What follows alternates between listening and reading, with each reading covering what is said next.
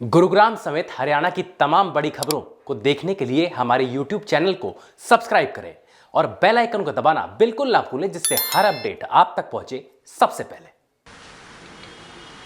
आज चर्चा का विषय तो ये 3 काले कानून है और ये पहला अवसर है कि इन काले कानूनों के विरोध में इस कृषि प्रधान देश के 36 जात के लोग इकट्ठे हैं। नाम को तो ये किसान आंदोलन है, लेकिन इस आंदोलन के समर्थन में हिंदू, सिख, मुसलमान, ईसाई, हरिजन, बैकवर्ड, व्यापारी, कर्मचारी, कारखानेदार, मजदूर, किसान और कमेरा राज्य सत्ता के अलावा समूचे देश के लोग इकट्ठे हैं कि नहीं है? सभी इकट्ठे हैं ना? मेरी बात का जवाब नहीं दे पा रहे आप।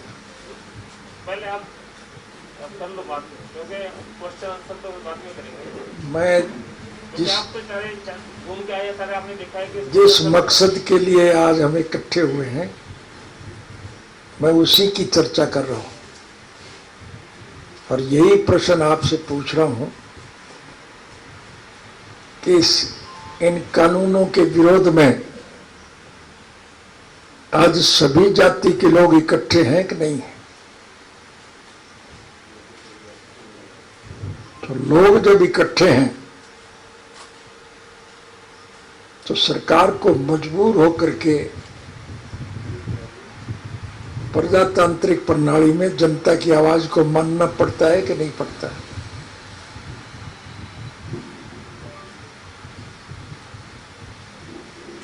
लेकिन चूंकि चुनिंदा लोगों के हिसाब से सरकार बनी हुई है और उन लोगों की वजह से सरकार चल रही है, इसलिए सरकार की मंशा तो केवल एक है कि चुने हुए प्रतिनिधियों को राजी रखा जाए और हुकूमत की आड़ लेकर के देश की जनता को लूटने का काम किया जाए। ये मेरे कहने की आवश्यकता नहीं, ये सरकार जितने भी कानून बना पाई है योजनाबद्ध तरीके से, उसका लाभ मुट्ठी भर बड़े उद्योगी घराने, अंबानी और अडानी टाइप के जो लोग हैं उन्हीं को पहुंच रहा है। बाकी तो सभी परेशान हैं।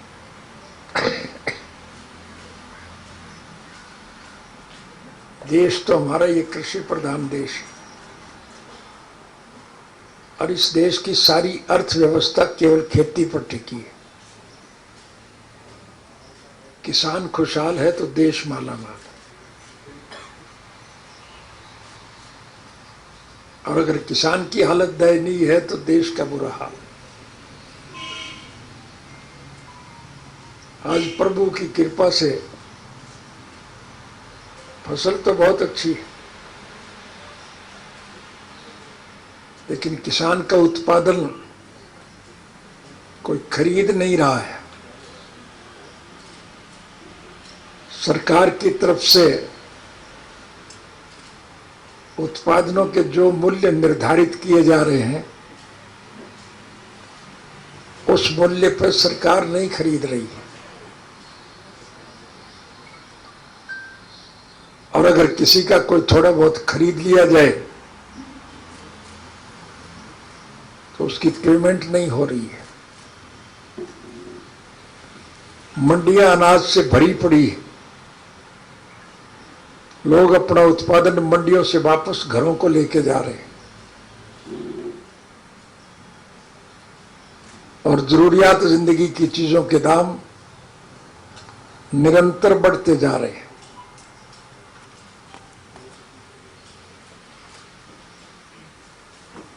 किसान को अच्छे बीज उपलब्ध नहीं है, खाद के दाम बढ़ रहे हैं, डीजल के दाम बढ़ रहे हैं,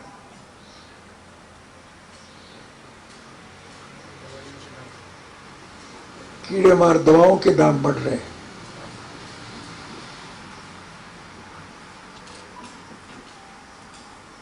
हर चीज महंगी होती जा रही है। सिर्फ किसान का उत्पादन मंदा हो रहा है, उसका कोई खरीदार नहीं है।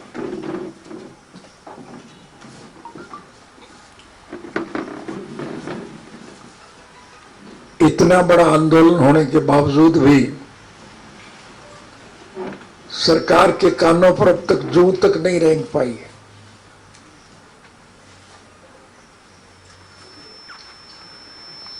उसी कानून को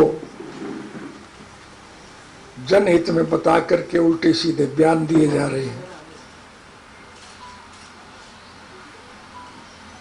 लोग बहुत परेशान हैं। इसलिए आज सबसे बड़ी आवश्यकता यह है कि मौजूदा शासन का पतन कैसे किया जाए।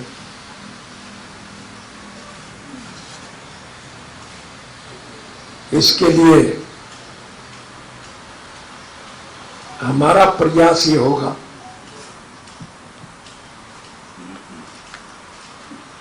कि अब एक मजबूत तीसरा मोर्चा बनाएं।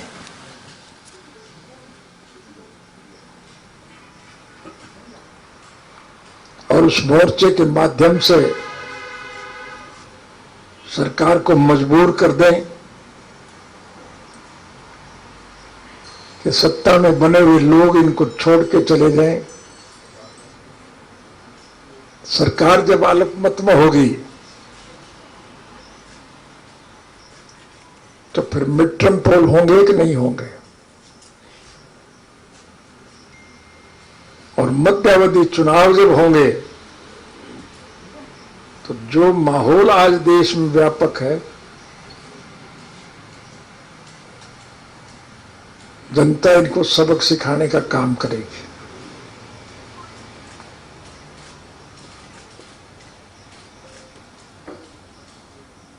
इसलिए हमारी पार्टी का कोई राजनीतिक स्वार्थ नहीं है। हम तो स्वर्गीय चौधरी देवीलाल जी के स्वप्न साकार करने के पक्षधर हैं। स्वर्गीय चौधरी देवीलाल जी की एक सूत्री कार्यक्रम था कि इस देश के आम नागरिक की मूलभूत जरूरियात, रोजी रोटी, कपड़ा, मकान, शिक्षा और स्वास्थ्य का प्रबंध सरकार करे।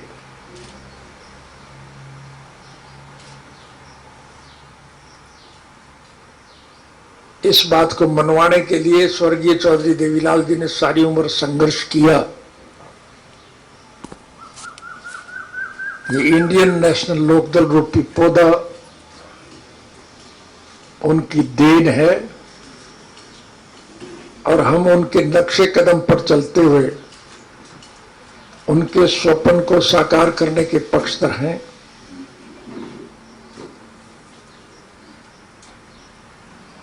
जहां देश के जनमानस को जोड़ने में हमारी पार्टी ने सफलता प्राप्त की है, हम चाहेंगे कि राष्ट्रीय स्तर पर हम सभी विपक्षी पार्टी के अग्रणी नेताओं से संपर्क स्थापित करें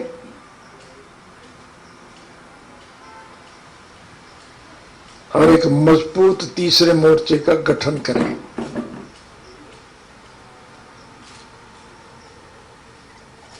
पच्चीस सितंबर को स्वर्गीय चौधरी देवीलाल जी का जन्म दिवस है।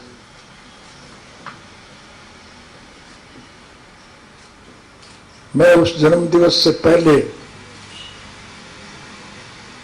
हर प्रदेश में जाऊंगा, हर राजनीतिक पार्टी के लोगों से संपर्क स्थापित करूंगा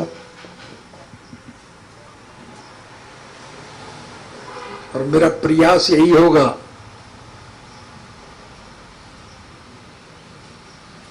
कि इस भ्रष्ट सरकार का विकल्प तैयार किया जाए, मजबूत तीसरा मोर्चा हो और फिर आने वाले चुनाव में उस मोर्चे को सफलता मिले, इस भ्रष्ट सरकार का अंत हो, ताकि स्वर्गीय चौधरी देवीलाल जी के स्वप्न साकार हो सके। इस सब के लिए हम आपके सहयोग और समर्थन की भरपूर उम्मीद रखते हैं।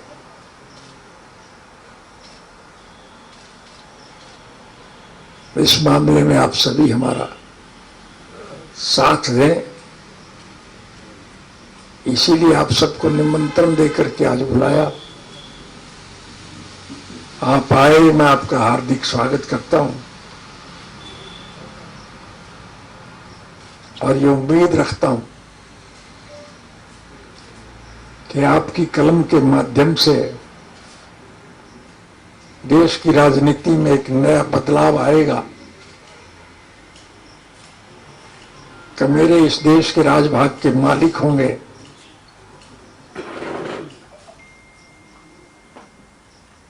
इस संदर्भ में आपने कोई बात करनी हो तो पूछे। है आप इसको थोड़ा उतार के बात कर ले। अब तो कोई कोरोना की बार जितनी पढ़नी थी पढ़ ली, अब क्या पढ़ेगी। 25 सितंबर का आपने कहा था ना कि 25 हाँ। सितंबर को 4 साल के जन्मदिन से पहले पूरे देश में राज्यों में जाएंगे। क्या 25 सितंबर को इस मोर्चे के गठन की घोषणा करने का कोई ऐसा इरादा है? मेरी हार्दिक इच्छा यही होगी कि मैं 25 सितंबर से पहले सभी विपक्षी पार्टी के नेताओं से मुलाकात करूंगा, उनका मन बढ़ाऊंगा कि वो इस सरकार के पतन के लिए इकट्ठे हों और उसकी घोषणा 25 सितंबर को ही की जाए, ये मेरी हार्दिक इच्छा है।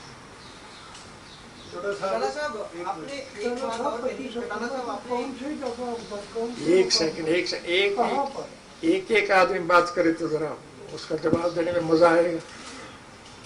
अगर आप दोनों मुख्तलिफ बात करोगे तो फिर तो मामला बिगड़ जाएगा। आप बताइए क्या करें। साहब, आपने एक बात और कही कि मौजूदा सरकार को लोग छोड़ के जाएंगे तो अल्पमत में सरकार आ जाएगी। क्या जो सत्तारूढ़ पार्टी है उनके कुछ नेता आप लोगों के संपर्क में हैं कि तीसरा मोर्चा गठित होगा तो छोड़ के आप लोगों के साथ मिलेंगे ताकि सरकार आपकी आए? जो विपक्षी पार्टियों के नेता हैं और उन सब के बयानात अखबार में छप रहे हैं, क्या इससे ये साफ जाहिर नहीं हो रहा कि वो इस शासन तंत्र से दुखी है? और वो दुखी लोग इकट्ठे होकर के इस सरकार का पतन करने के पक्षधर हैं। हाँ जी, आपने पश्चिमी उत्तर प्रदेश को या उत्तर प्रदेश में वर्कआउट किया कि पहले 25 सितंबर से पहले वहाँ चुनाव हो रहे हैं, पश्चिमी बंगाल की तरह एक रिफरेंडम का काम करेंगे वो चुनाव, तो बेसिकली उत्तर प्रदेश पे कुछ फोकस करोगे आप? मैंने कहा कि मैं हर प्रदेश में जाऊंगा, हर राजनीतिक पार्टी जो विपक्ष के लोग हैं उन सबसे संपर्क करूंगा। चुनाव के लिए अलग से कोई रणनीति में उत्तर प्रदेश के मामले में करो? मैं किसी प्रदेश की अलग से नीति न मेरी और आपकी बन सकती है, न बनाने की प्रयास की जाए। वहां के मतदाता की क्या सोच होगी, हम उनकी सोच के मुताबिक निर्णय लेकर के हालात को इतना साजगार बनाने की कोशिश करेंगे कि वो इस सरकार के खिलाफ अपने मत का प्रयोग करें।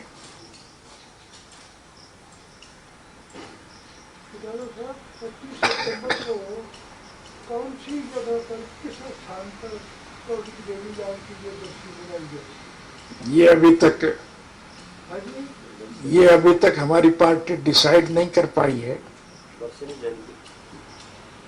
अभी 25 सितंबर में काफी समय है। लगभग 2 महीने। हैं? लगभग 2 महीने। 2 महीने। अभी 2 महीने पड़े हैं। हम सोच के निर्णय लेंगे कि कौन सी जगह इसके लिए उपयुक्त होगी। हर नजरिए से देखना पड़ेगा कि आवागमन के साधन के लिए कौन सी जगह उपयुक्त होगी। लोगों का मन जीतने के लिए उनके बीच में जाएंगे, उनसे परामर्श करेंगे और फिर लोगों के परामर्श के मुताबिक ही हम निर्णय लेकर के बताएंगे कि 25 सितंबर को चौधरी देवीलाल का जन्म दिवस हम कहाँ मनाएंगे। ये निर्णय लेने के बाद हम प्रेस को पहले से आगाह करेंगे कि फलां तारीख को फलां जगह 25 सितंबर को हम चौधरी देवीलाल का जन्म दिवस मनाने जा रहे हैं और उसमें विशेष रूप से एक बात के लिए आप लोगों में उत्सुकता और चाव पैदा करें कि 25 सितंबर को इस कुशासन का अंत करने के लिए तीसरे मोर्चे के गठन की घोषणा भी वहीं की जाएगी। सर, तीसरे मोर्चे में संभावित पार्टियां कौन सी हो सकती हैं आपके हिसाब से, अगर माने तो? मैंने अभी बताया है कि इस सत्ता पक्ष के खिलाफ जितने भी विपक्षी पार्टियां हम उन सब से संपर्क करेंगे। अब कौन सी संभावित हो सकती है ये आज तो मैं नहीं कह सकता, ये तो भविष्य के गर्भ में। लेकिन हमारा प्रयास एक ही होगा कि सरकार के विरोध में जो लोग हैं सबको इकट्ठा किया जाए और फिर जब लोग इकट्ठे होंगे तो फिर ये अपने आप तय हो जाएगा कि कौन इसको संभाल सकता है। चौधरी देवीलाल को किसानों के लिए चलते रहे, जो जीवन व्यतीत करते रहे, आप भी करते रहे, आपकी बेटे अगर किसान यहाँ पर मकान लेकिन चौधरी देवीलाल के पट पोतर वो इन किसान कृषि कानूनों के पक्ष में ही सरकार का समर्थन दे रहे हैं और किसान के कानूनों के पक्ष में बातचीत कर रहे हैं। सरकार की चौधरी देवीलाल के खूनी तो है, इसको किस नजर से देखें? आप मेरी बात को सिमट करके केवल परिवार तक सीमित करना चाह रहे हैं। ये अच्छी बात नहीं। आपके मुंह से ये शोभा नहीं देती। क्या उसको किस तरीके से देखते हैं? हमारी पार्टी केवल परिवार की पार्टी नहीं है। जनता की सोच के मुताबिक हम संघर्ष करते हैं और उस संघर्ष को सफल बनाने के लिए हम जनसंपर्क में रुचि रखते हैं।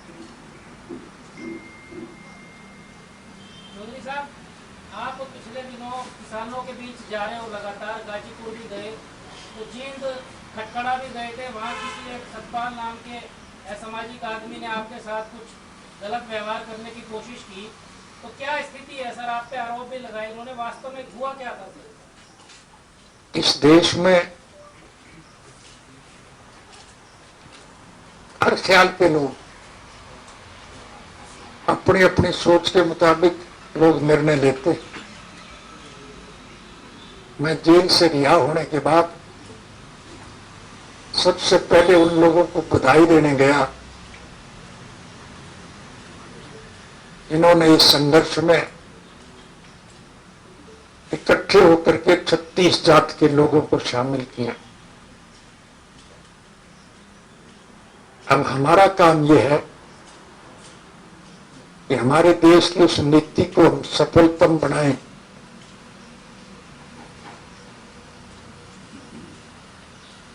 जो लोगों की इच्छा के मुताबिक चल सके और लोगों की इच्छा के अनुकूल सरकार बन सके, ताकि लोगों को ज्यादा से ज्यादा सुविधा मिल सके।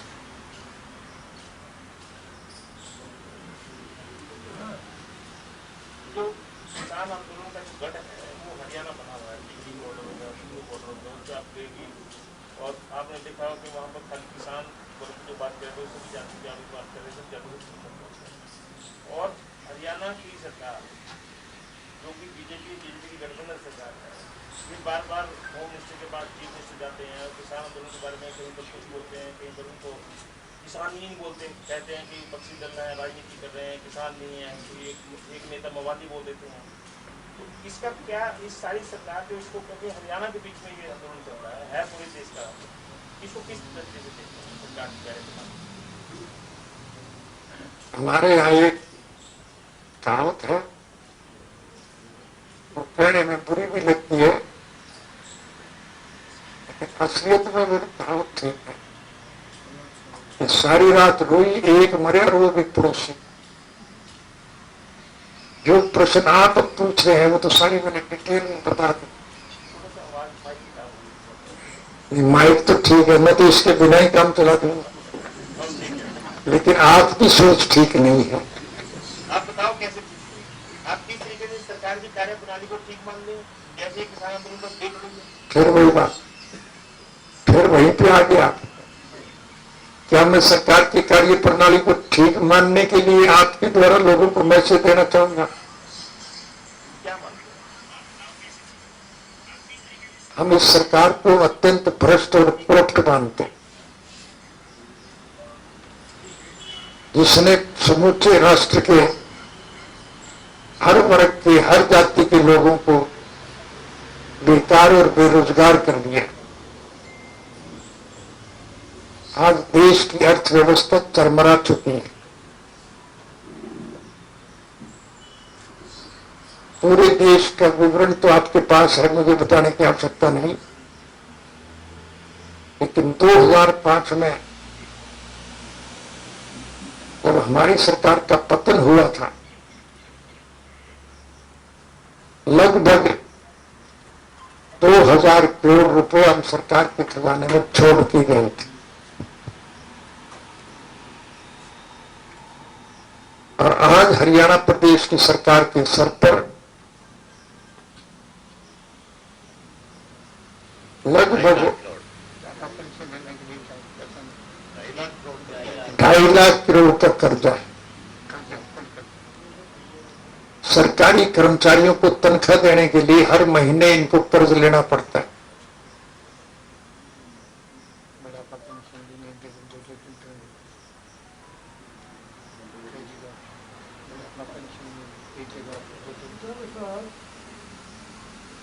अहमदाबाद का by election according to constitution within 6 month होना चाहिए था। इसकी डेट अब खत्म हो गई है, 26 हो रही थी। कृपा करके ये बताएं आप इस चुनाव को बाई इलेक्शन के लिए क्या कार्रवाई कर रहे हैं? लीगल बैटल कर रहे हैं?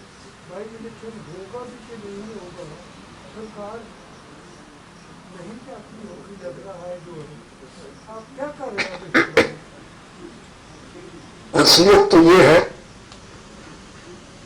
कि सरकार इस चुनाव से डरी हुई और जो कानून बना हुआ है, चुनाव आयोग के उस कानून की भी पालना नहीं हो रही है कि 6 महीने के अंदर अंदर खाली सीट का चुनाव करा। उसमें कोरोना की आड़ दे करके इसको बढ़ाते जा रहे हैं, लेकिन देश सवेत चुनाव तो निश्चित रूप से कराना होगा। मैं कोई ज्योतिषी और नजूमी नहीं, मैं कोई जर्नलिस्ट और पत्रकार भी नहीं, लेकिन चूंकि हरियाणा के ऐलनाबाद क्षेत्र का उपचुनाव होगा, वो सीट हमारी पुश्तैनी सीट, और मैं दावे के साथ कह सकता हूं कि निश्चित रूप से इंडियन नेशनल लोकदल पार्टी का प्रत्याशी भारी मतों से उस सीट को जीते, और इसलिए सरकार निरंतर उस चुनाव को टालने का प्रयास कर रही है।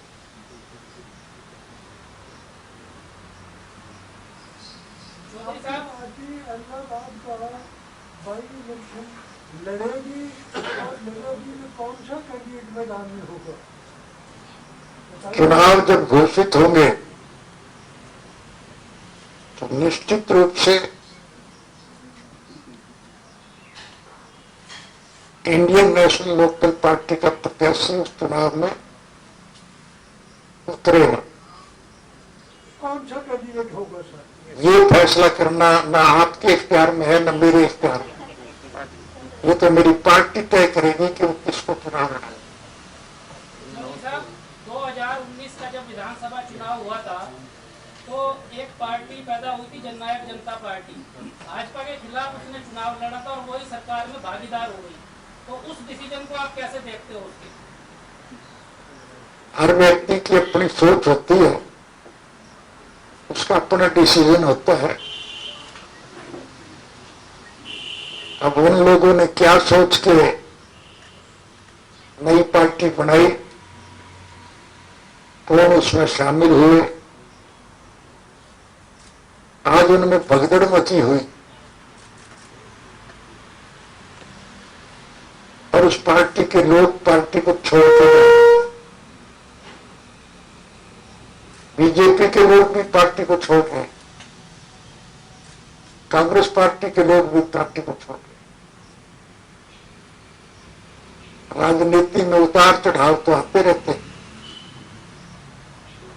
लेकिन जनता जनार्दन का जो मन आज इस वक्त है,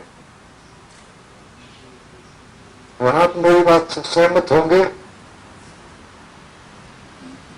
कि आज आम नागरिक की जुबान पर यह बात है कि इंडियन नेशनल लोकदल पार्टी का भविष्य उज्जवल। पिछले दिनों आपने ये भी कहा था कि जो हमारी पार्टी से गए हुए लोग हैं उनके दरवाजे खुले हैं, अगर वो पश्चाताप कर ले, एहसास कर ले तो हम उनको ले लेंगे। तो इस लेने वाली सूची में जो जननायक जनता पार्टी के लोग हैं, दुष्यंत चौटाला आदि, वो उनके भी दरवाजे खुले हैं सब उनके लिए? वो निकालेंगे। हमारा किसी से कोई राजनीतिक विरोध नहीं,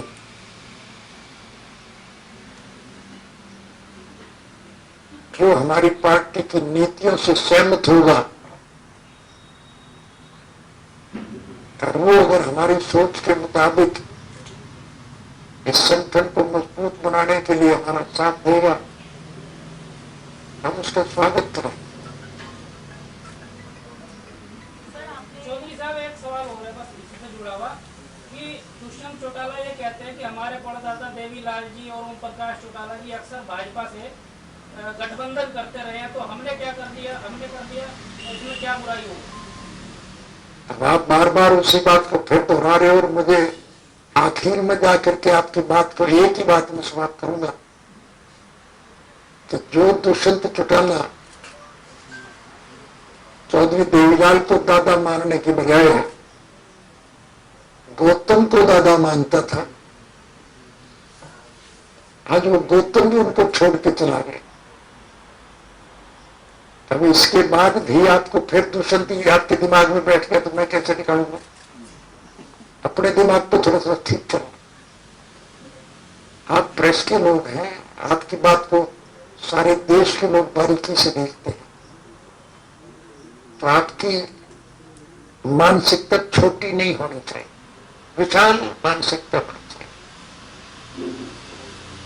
मेरे ख्याल में ज्यादा प्रश्न आप ही पूछ रहे हो और जितने प्रश्न पूछे गए उनमें दुष्यंत के अलावा कोई तीसरी बात आपके दिमाग में आई नहीं। अब आपके उसकी क्या रिलेशन है, मेरे और उसके क्या रिलेशन है, वो तो मैंने विस्तार से बता दिया। लेकिन तीसरे मोर्चे में कांग्रेस भी शामिल हो सकती है जी। मैंने ये कहाँ कहा है कि हम किसी को शामिल नहीं करेंगे। मैंने कहा कि हमारी विचारधारा से सहमत होकर के राष्ट्र हित में कोई अगर हमारे साथ शामिल होगा हम उसका स्वागत करें, और उनमें अग्रणी लिस्ट में आपका नाम सर्वोपरि होगा। हम बड़ी बेसब्री से इंतजार करेंगे कि आप हमारी पार्टी में शामिल हैं। चौटाला साहब, ममता बनर्जी दिल्ली आई हुई है, सभी से उनकी मुलाकात हो रही है, क्या आपका भी कोई उनसे मिलने का भविष्य में कार्यक्रम है या इस बीच में कोई संपर्क हो पाया है?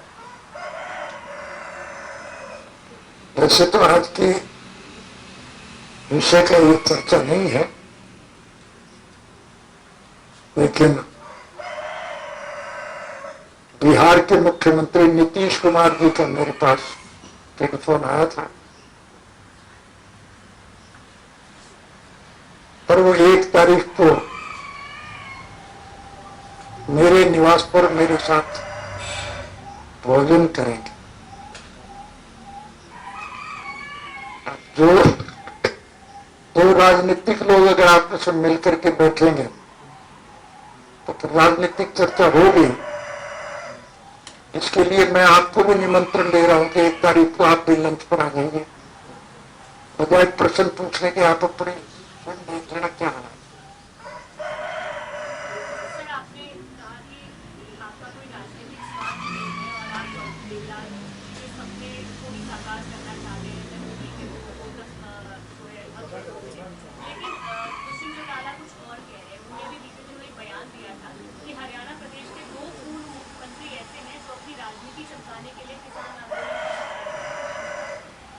कौन से दो?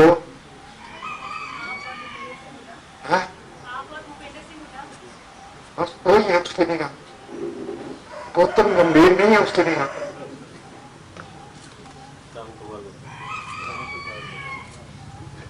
राम कुमार गौतम।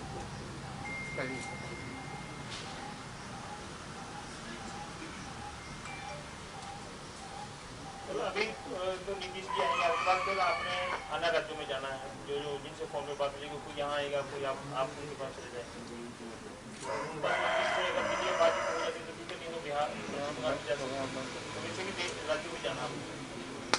मैंने कहा तो है, मैं हर एक राज्य में जाऊंगा और हर विपक्ष के राजनेता से मिलूंगा।